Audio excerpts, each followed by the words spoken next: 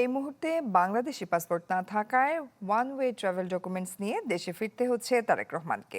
তবে দেশে পৌঁছে পাসপোর্ট হাতে পেলেই কেটে যাবে ইমিগ্রেশন সংক্রান্ত সব জটিলতা, এমনটাই বলছেন যুক্তরাজ্যের অভিবাসন বিশেষজ্ঞরা। লন্ডন থেকে লিপ্টন কুমারের রিপোর্ট। আগামী 25 তারিখে ইনশাল্লাহ আমি দেশে চলে যাচ্ছি। সেজন্যই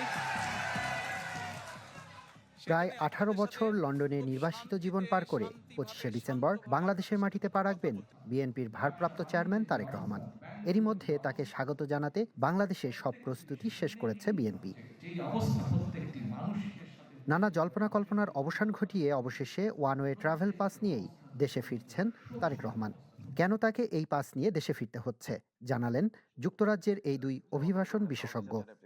জনাব তারেক রহমান যে ট্রাভেল ডকুমেন্টের মাধ্যমে বাংলাদেশে ফিরে যাচ্ছেন, এইটাকে বলা হয় ট্রাভেল পাস। এটা ওয়ান ওয়ে টিকিটের মতো, ওয়ান ওয়ে পাস। এইটা দিয়ে গেলে এটার ভিত্তিতে আবার আসা যাবে না। এটা বাংলাদেশ সরকার ইস্যু করে, এটা এমবেসি এটা তাৎক্ষণিকভাবেই স্বরাষ্ট্র মন্ত্রণালয়ের সাথে কথা বলে অনুমোদন নিয়ে তারা যে কোনো সময় যে কাউকে দিতে পারে।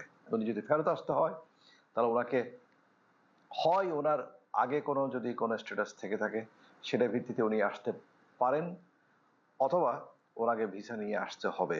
কি বুঝলেন ভাই? অনলি যেটাই চাই।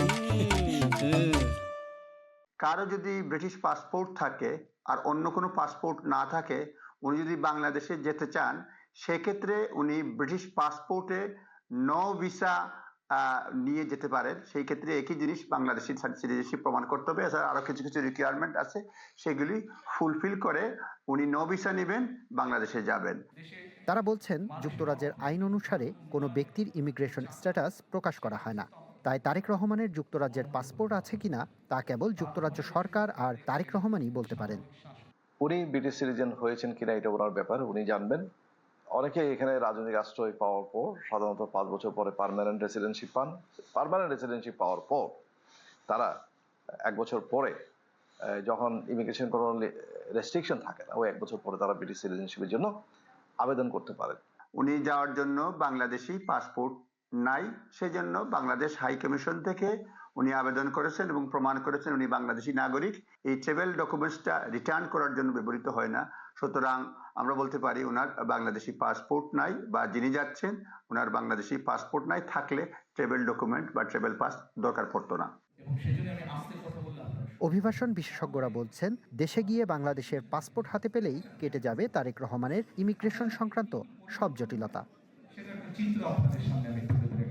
Lipton Kumar, channel 24, London.